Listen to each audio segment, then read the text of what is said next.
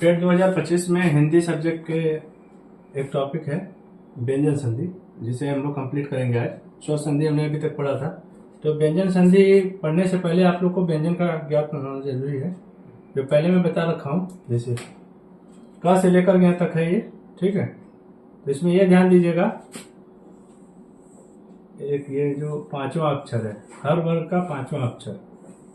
जब भी कभी वर्ग की बात करेगा तो आप ये ध्यान दीजिएगा, ये क वर्ग है, ये च वर्ग है, ये ट वर्ग है, ये त वर्ग है और ये प वर्ग है। वर्ग की बात करेगा तो इन्हीं 2500 पे आप ध्यान देंगे, ठीक है। तभी मैंने कहा हर वर्ग का जो पांचवा अक्षर है, ये अंग, इय, अण, न और म, इन्हीं को बोलते हैं संयुक्त रूप से पंचमाक्षर या अनुस्वार, ठीक है।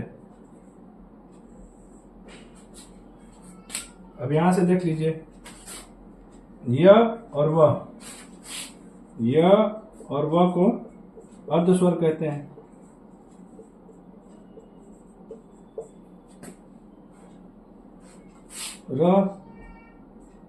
र को प्रकंपित या लुंठित स्वर भी व्यंजन भी कहते हैं, लुंठित, ठीक। यार ल हो गया। अब ल को देखिए पार्श्विक भी कहते हैं, पार्श्विक व्यंजन,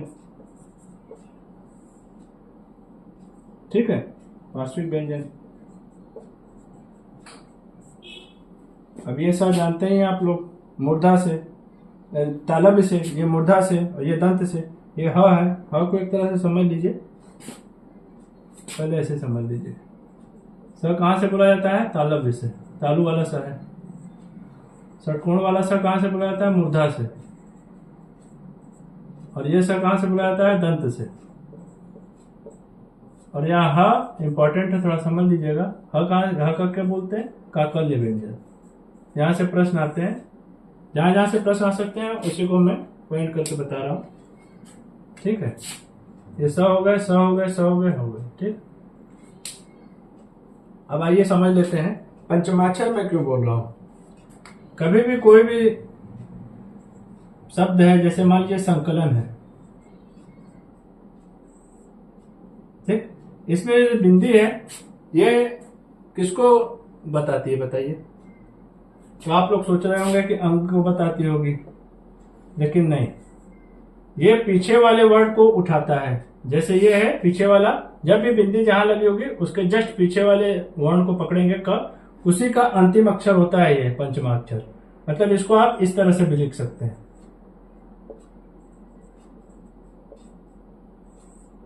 ठीक है। अब देखिए एक और एग्जाम्पल है ये, एक और एग्जाम्पल देखिए। जैसे लिखा है चंचल। अब चंचल में अंक की मात्रा किसकी है? तो च, देखिए इसके बाद च है, च का लास्ट वाला देखेंगे यहाँ, तो इसको आप इस तरह से भी लिख सकते हैं,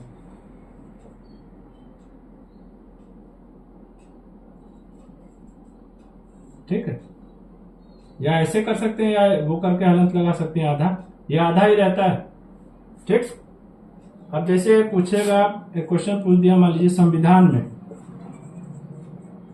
संविधान में बताइए अंक की मात्रा किसको निरूपित करती है? तो हमको ये पता है, अगर ग्रुप की बात करेगा तो ये फॉलो होगा। अगर ये देखिए अगला वर्ड क्या है? वह है, वह किसी ग्रुप का नहीं है पांचों में, वह किसका है? ये तीनों का है। तो जब भी समझ लीजिए, अगर अगला वर्ण ये तीनों से आता है तो जो अंक की मात्रा है ये हमेशा अंक को निरूपित करेगी, ठीक। ये हमेशा अंक को निरूपित करेगा, ठीक है, ये ध्यान रखिएगा। संविधान, ठीक। चंचल हो गया, ठीक है। अब आगे देखते हैं, अब समझ लेते हैं व्यंजन संधि। देखिए संधि का एक ही नियम है, क्या है? प्रथम शब्द का अंतिम वर्ण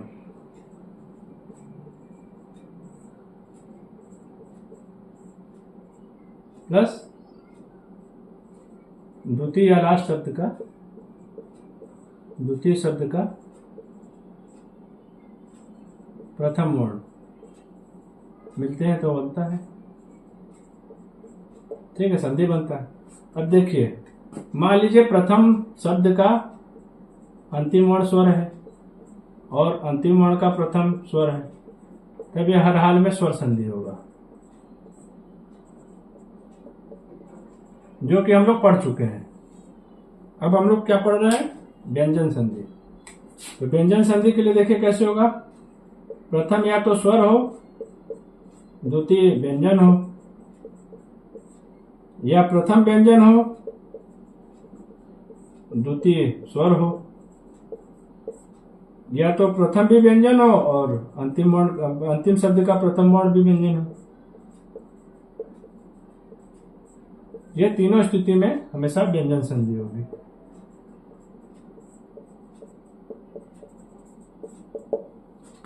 ये समझिए, लिखा है प्रथम शब्द का अंतिम वर्ण अगर स्वर है, द्वितीय शब्द का प्रथम वर्ण अगर व्यंजन है, या प्रथम शब्द का अंतिम वर्ण व्यंजन है, द्वितीय शब्द का प्रथम वर्ण स्वर है, या दोनों व्यंजन है, तो भी व्यंजन संधि होगी इसी हाल में। ठीक है, अब आगे देखते हैं इसको।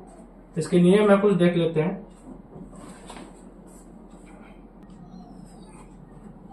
जिस प्रकार मैं समझाया था, आप देखिए इसमें क्या है, रूल नंबर 1। अब इसको नियम पहला देख लेंगे।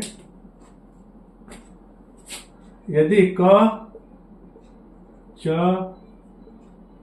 ट, त, प इस वर्ग के बाद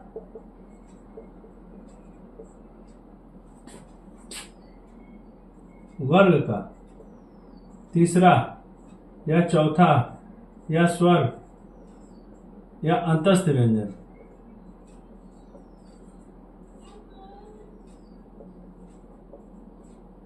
आ जाए तो ये जो वर्ग है, ये चारों वर्ग का कोई भी अगर होगा, ये किसमें परिवर्तन हो जाता है? अपने वर्ग के तीसरे वर्ण में परिवर्तित हो जाता है,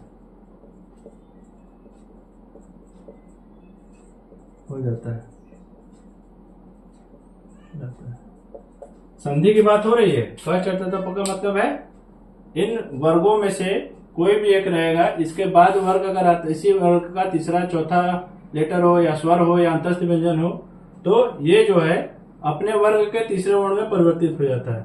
कैसे, देख लेते हैं। जैसे फॉर एग्जाम्पल समझिए। जैसे लिखा है दिक धन विजय।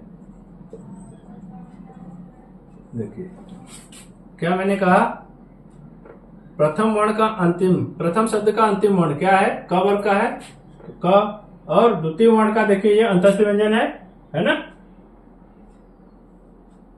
तो इसमें क किसमें चेंज हो जाएगा? इसके तीसरे में। तो तीसरा क्या हो गया? क, ख, ग में चेंज हो जाएगा ये। तो ये क्या बन जाएगा? दिग्विजय। ठीक। अब जैसे और देख लेते हैं, दूसरा एग्जांपल देखिए। जैसे लिखा है भगवत गीता, भगवत धन गीता,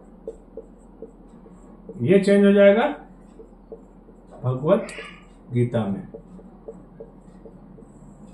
देखिए त है, त के बाद ग आया है, तो किसमें त चेंज हो जाएगा? अपने तीसरे में। तो त, थ, द चेंज हो गया ना ये। देखिए ऐसे समझिए, इसमें समझिए क चेंज हो गया ग में, त चेंज हो गया द में, है ना। ये दोनों तीसरा वर्ण है।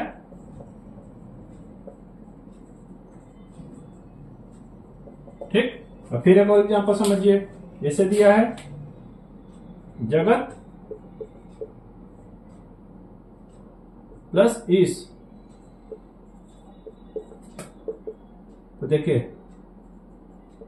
जग है, त किसमें बदल जाएगा? अपने वर्ण के तीसरे में, द हो गया। ये बड़ी ही है, जगदीश। ठीक। उसी प्रकार और देख लीजिए, सत भावना, इसमें भी देखिए त है तो अपने वर्ग के तीसरे लेटर में सद, भावना चेंज हो गई, है ना। अब देखिए सट आनंद, अब यहां स्वर आ गया दूसरे में, ये स्वर की बात है। देखिए स रहेगा, ट किस में बदल जाएगा, ड में, ट ठ ड होता है सटानंद, ड ये आधा हट जाएगा क्योंकि आ से जुड़ जाएगा, सटानंद ये हो जाएगा। ठीक है, चलिए आगे देखते हैं, इसको मिटाते हैं। अब देखिए नियम नंबर 2, रूल 2 देखिए, क च ट त प के बाद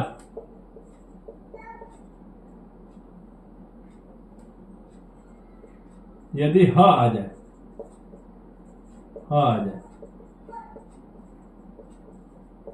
तब ये जो है अपने तीसरे वर्ण में, अपने वर्ग के तीसरे वर्ण में, वह ह जो है इन्हीं के चौथे वर्ण में परिवर्तित हो जाता है। इसको ध्यान से समझिएगा, हो जाता है कैसे देख लेते हैं एग्जांपल से। एग्जांपल समझिए, जैसे लिखा है वाक प्लस हरि। देखिए क है, क्या कहता है नियम कि जो क है, क च ट त प है, ये अपने तीसरे में हो जाएगा, तो क किस में चला जाएगा, तीसरे में, क ख ग, वाक हरि, हरि क्या हो जाएगा, घ में बदल जाएगा चौथे वर्ण में, क के चौथे वर्ण में, ख ख ग घ घ, ये हो गया। ठीक, अब एक और समझ लेते हैं, जैसे लिखा है उत्हार, मान लीजिए उत्हार लिखा है, तो देखिए उ त किस में हो जाएगा, त थ द में, उत्हार, और ये ह है तो किस में हो जाएगा, इसके चौथे में, त थ द ध, उद्धार। ठीक, अब देखिए तीसरा उदहरण है, उत प्लस हरण, इसको आप ऐसे भी लिख सकते हैं, उदहरण। अब यही कहीं कहीं देखेंगे इस तरह से लिखा रहता है, उद्धार ऐसे खिंचा हुआ रहता है ना, उसको लिखने की जरूरत नहीं है, ये शुद्ध है। ठीक है, ये हो गया वाक प्लस हरि वाघरी, उद प्लस हार उद्धार, उद प्लस हरण उद्धरण। कैसे होगा, क च ट त प वर्ग के बाद यदि ह आ जाए तो ये जो वर्ग का है अपने में तीसरे चला जाएगा, वह क है देखिए ग में चला गया तीसरा, अपने वर्ग में, अपने वर्ग के तीसरे वर्ण में। अब उसके बाद क्या है, ह किस में हो जाता है, इन्हीं वर्ग के चौथे वर्ण में परिवर्तित हो जाता है। जैसे देखिए क है, क का वर्ग का चौथा क्या होगा, घ होगा, तो घ हो गया, ह किस में बदल गया, घ में। उसी तरह त देखिए, त क्या होगा, अपने से तीसरे में द में आ गया, लेकिन ह क्या है, इसी के चौथे में बदल जाएगा। उसी तरह यहां भी है। ठीक है, अब आगे देख लेते हैं। देखिए तीसरा नियम क्या कहता है, क च ट त प वर्ग के बाद यदि पांचवा अक्षर न या म आ जाए तो ये वर्ग के पांचवें अक्षर में बदल जाता है।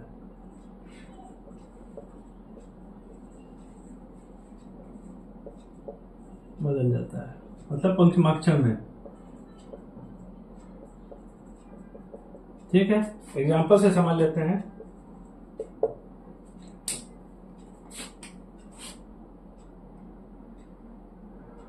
जैसे लिखा है वाक्मय, ये किस में बदल जाएगा, कब किस में बदल जाएगा, वांग्मय में, वांग्मय। ठीक है। उसी तरह देखिए लिखा है उत प्लस नयन, ठीक, उन्नयन, उन्नयन में बदल गया। ठीक। उसी तरह देखिए सट प्लस मुख, इसका हो जाएगा सम्मुख, सटमुख। ठीक। उसी तरह देखिए अगला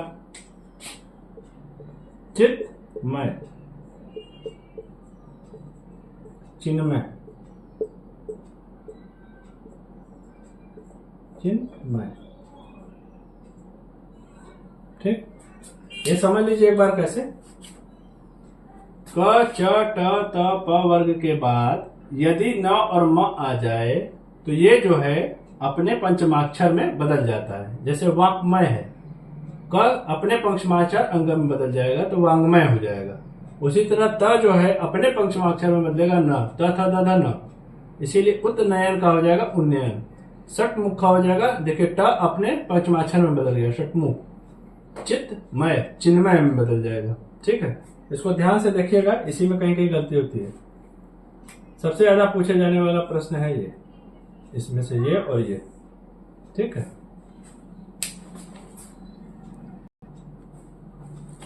ओके। अब 6 का नियम है ये, 6 का नियम।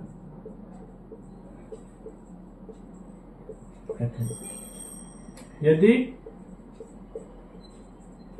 6 के पहले कोई स्वर आ जाए, स्वर हो,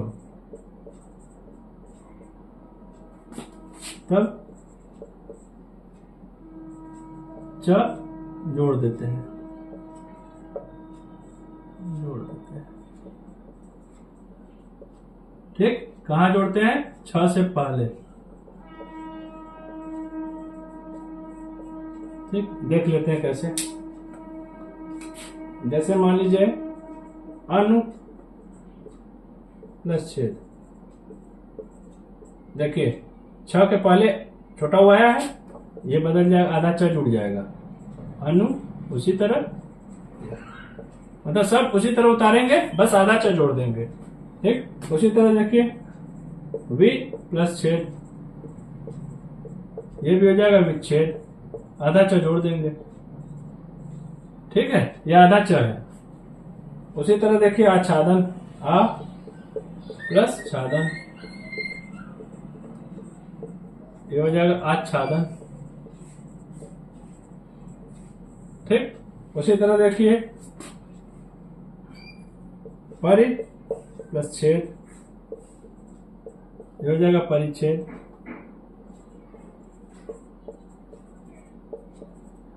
ठीक। ये समझ लीजिए फिर से 6 का नियम क्या कहता है।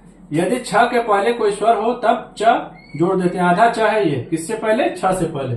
जैसे देखिए अनुच्छेद, ये उ की मात्रा 6 से पहले मतलब स्वर है, इसीलिए अनु को जैसे जैसे उतार देंगे आधा च जोड़ देंगे, 6 से पहले छेद हो गया। विच्छेद में देखिए आधा च जोड़ दिए, आच्छादन में आधा च जोड़ दिए, परिच्छेद में आधा च जोड़ दिए। ठीक है। ये ध्यान रखिएगा।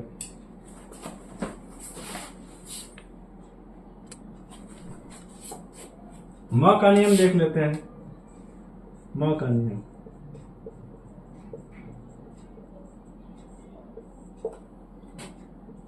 यदि म के बाद, ठीक, यदि म के बाद कोई स्पर्शी व्यंजन, स्पर्शी व्यंजन, स्पर्शी व्यंजन किसे कहते हैं, क वर्ग, च वर्ग, ट वर्ग, त वर्ग और प वर्ग के व्यंजनों को स्पर्शी व्यंजन कहते हैं। ठीक। अगर मां के बाद कोई स्पर्शी व्यंजन क, च, ट, त, प वर्ग आ जाता है तो ये जो भी वर्ग रहेगा ये अपने पंचमाक्षर में बदल जाता है। म भी इनके पंचमाक्षर में बदल जाता है, पांचवें अक्षर में।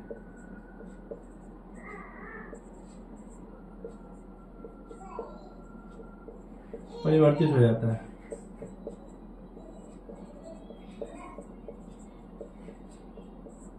ठीक है, एग्जाम्पल से समझ लेते हैं।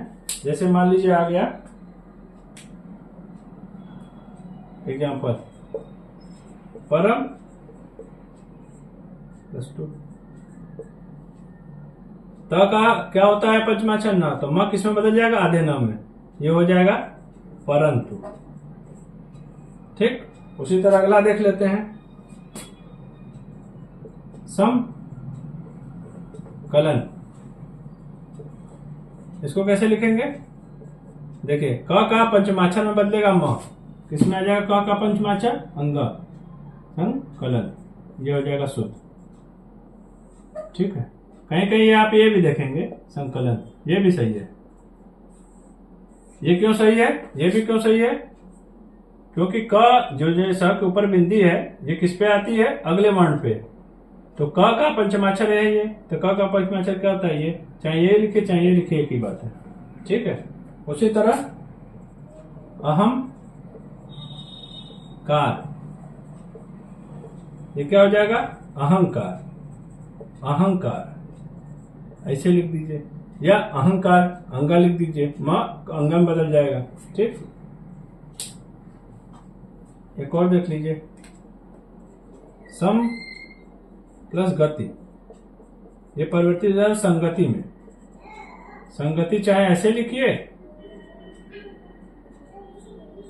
चाहे ऐसे लिखिए, एक ही बात है। ठीक है, इससे भी पता चल रहा है कि अगले वर्ण का पंचमाक्षर है, मतलब ग का पंचमाक्षर अंग होता है। ठीक, उस तरह लिखिए चाहे इस तरह लिखिए। ठीक है, अगला देखते हैं, रूल नंबर 6 देखते हैं, त और द का नियम। द का नियम,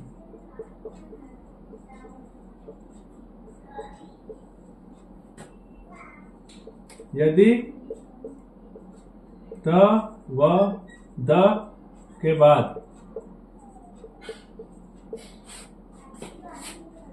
च या छ आए, ज या झ आए, ट या ठ आए, ठीक, ये किस में बदल जाएगा, च में, आधे च में, ये आधे ज में, ये आधे ट में।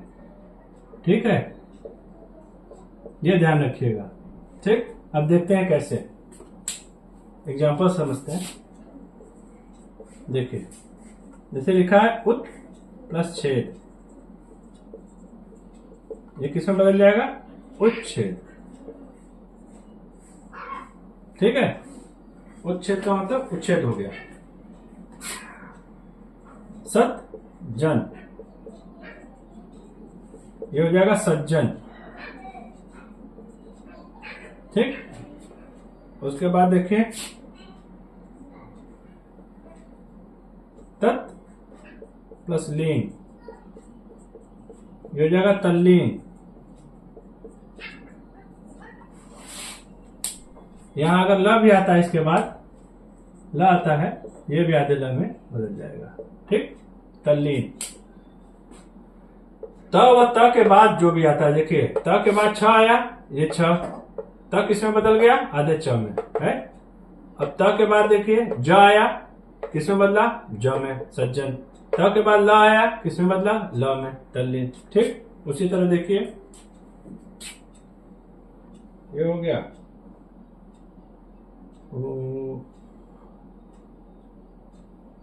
अब तल्लीन हो गया, उतला, उत प्लस लास।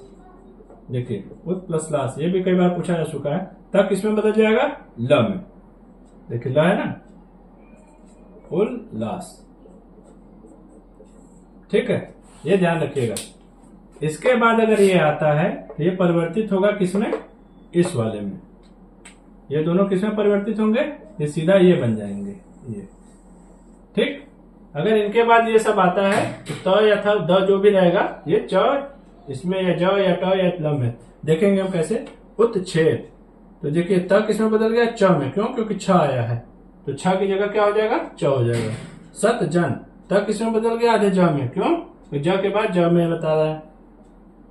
तल्लीन, त किसमें बदल जाएगा, ल का ल हो जाता है, तल्लीन। त लास, ये भी देखिए उसी तरह उल्लास। ठीक है, ये सबसे ज्यादा पूछे जाने वाले प्रश्न हैं, इनसे बहुत बार आए हैं। तल्लीन आए हैं, उल्लास आया, ये भी आया है, सभी आने वाले प्रश्न उन्हें को कराया जा रहा है। ठीक है, तो ध्यान दीजिएगा इसमें। अब देखिए तो और द का एक नियम और है, त व द के बाद यदि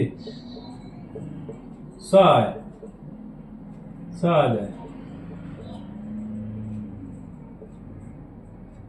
तब ये जो है त ये च में बदल जाएगा और ये स किसमें बदल जाएगा, छ में। एग्जाम्पल से समझते हैं, ऐसे नहीं समझ में आएगा। देखिए जैसे लिखा है उत प्लस श्वास, ये किसमें बदल जाएगा, त च में। उच्च, स किसमें बदल जाएगा, छ में, उच्छ्वास, ये हो जाएगा। ठीक है, अब उसी तरह देखते हैं सत शास्त्र, ये किसमें बदल जाएगा, त च में, सत शास्त्र, ये हो जाएगा। ठीक, अब उसी तरह एक और देख लेते हैं, उत शिष्ट, ये कठिन करने के लिए प्रश्न पूछ सकता है ऐसे। क्या किसमें बदल जाएगा, आधे च में। स किसमें बदल जाएगा, छ में, फिर उसी तरह उतार देंगे। ठीक, ये समझ लीजिए। त व द के बाद यदि स आ जाए तो त और द किसमें बदल जाता है, च में। स किसमें बदल जाता है, छ में, आधे छ में। ठीक, देखिए जैसे उत्श्वास है, त है किसमें बदल गया, च में। स किसमें बदल गया, छ में। त किसमें बदल गया, च में। स किसमें बदल गया, छ में। त किसमें बदला, च में। स किसमें बदला, छ में। ठीक, ये समझ गए आप लोग। अगला देख लेते हैं,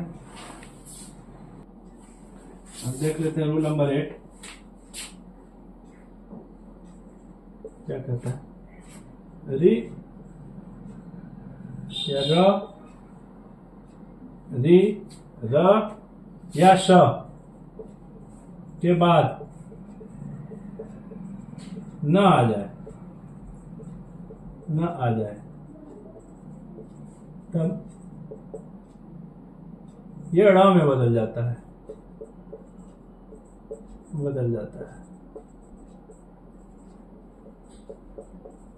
कैसे, एग्जाम्पल से समझते हैं। जैसे दिया है पर प्लस नाम, न के पहले आ गया र, अच्छा र इसके बाद आया ना, र के बाद न आ गया, तो ये न किसमें बदलेगा, ड़ में, क्या हो जाएगा, परिणाम। ठीक, उसी तरह एक और समझ लेते हैं, प्र प्लस नाम, प्रनाम, प्र रहा है ना, ये किसमें बदल जाएगा, न ड़ में। बस, ये मोस्ट इंपॉर्टेंट है, ये कई बार आ चुका है। ठीक है, ध्यान दीजिएगा इसको। यदि री र स के बाद न आए तो ड़ में बदल जाता है। ठीक है, जैसे एक और है, मान लीजिए ऐसे दिया है री प्लस न, ये ऋण हो जाता है, ऋण में बदल जाता है। ठीक है, ये समझ गए।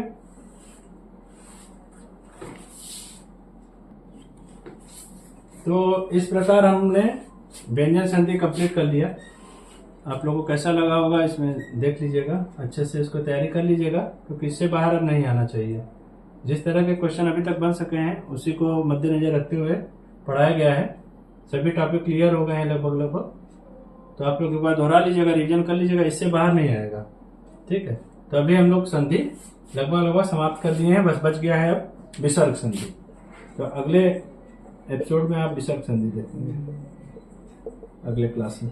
ठीक, ये रह गया है। बाकी ये नियम 8 नियम थे इसके, व्यंजन संधि के कंप्लीट हो गया। अच्छा लगेगा चैनल सब्सक्राइब कीजिएगा।